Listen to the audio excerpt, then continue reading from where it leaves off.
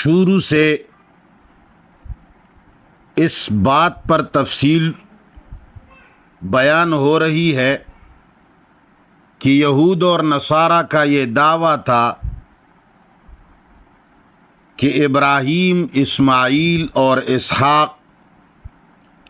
اور ان کی اولاد جو تھی وہ یہودی تھی اور وہ عیسائی تھے،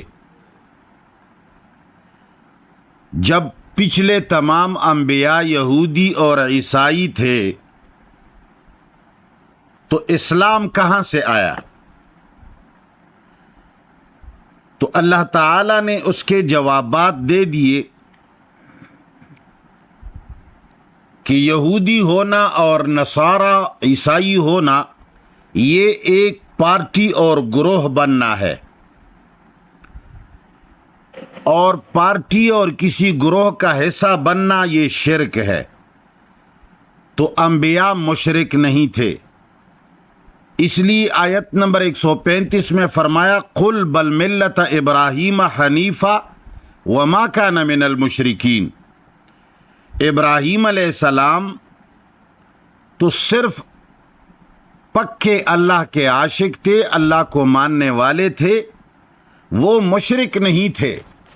یعنی قرآن نے یہ اشارہ کیا کہ یہودی ہونا، عیسائی ہونا، دیوبندی ہونا، بریلوی ہونا، پنچپیری ہونا، گروہ اور پارٹی بن جانا، یہ اسلام کے اندر شرک کا پودا لگانا ہے۔ اور ابراہیم علیہ السلام یا ان کے علاوہ دیگر انبیاء یہ مشرک نہیں تھے، ہاں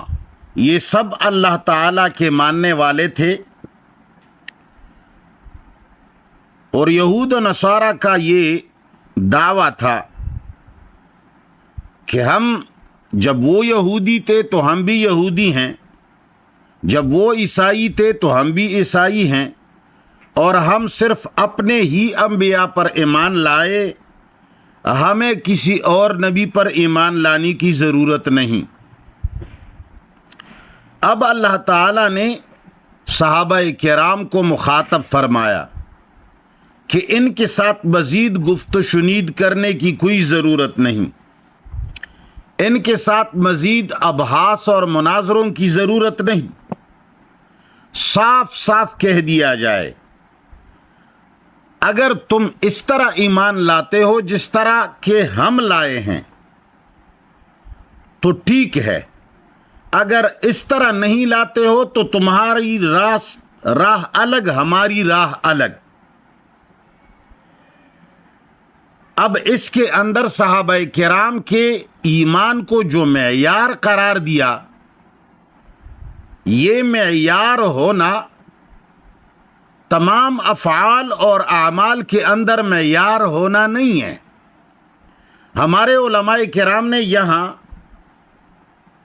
اس لفظ کو ایسے عموم اور ایسے استغراق میں لیا ہے کہ صحابہ کا ہر عمل، صحابہ کا ہر گفتار، صحابہ کرام کی ہر ادا اور ان سے جو بعض لغزشیں اور خطائیں ہوئی ہیں، لہٰذا یہ سارے ہی معیار ہیں۔ تو میرے خیال کے مطابق قرآن کریم کے اس آیت میں یہ استغراق مراد نہیں ہے، بلکہ اللہ تعالی کا مقصد اور مراد یہ ہے کہ جس طرح تم سارے انبیاء کو مانتے ہو، لا نفرق بین احد من رسلہ، جس طرح کہ تم کسی نبی کے اندر فرق نہیں کرتے ہو، تم آدم کو بھی مانتے ہو، موسیٰ، عیسیٰ، سلیمان، ابراہیم کو بھی مانتے ہو، محمد الرسول اللہ کو بھی مانتے ہو، اور جتنی قدر اور جتنا احترام تم رسول اللہ کا کرتے ہو اتنا ہی احترام تم ابراہیم، اسماعیل، اسحاق، موسیٰ، عیسیٰ، سلیمان علیہم السلام کا بھی کرتے ہو۔ لہذا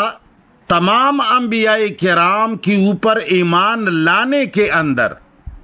صحابہ کرام یعنی رسول اللہ صلی اللہ علیہ وسلم کی امت کا ایمان معیار ٹھہرایا گیا. جس طرح کہ محمد مصطفیٰ کے امتی سارے انبیاء پر ایمان لائے ہیں اور کسی نبی میں فرق اور تفرقہ نہیں کرتے، اسی طرح کا ایمان یہود اور نصارہ سے بھی مطلوب ہے. اس کا یہ مقصد نہیں ہے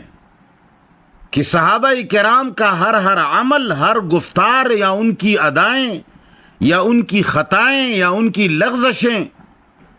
لہذا سب کچھ معیار ہے، اتنا استغراق میرے خیال میں یہاں مراد نہیں ہوگا.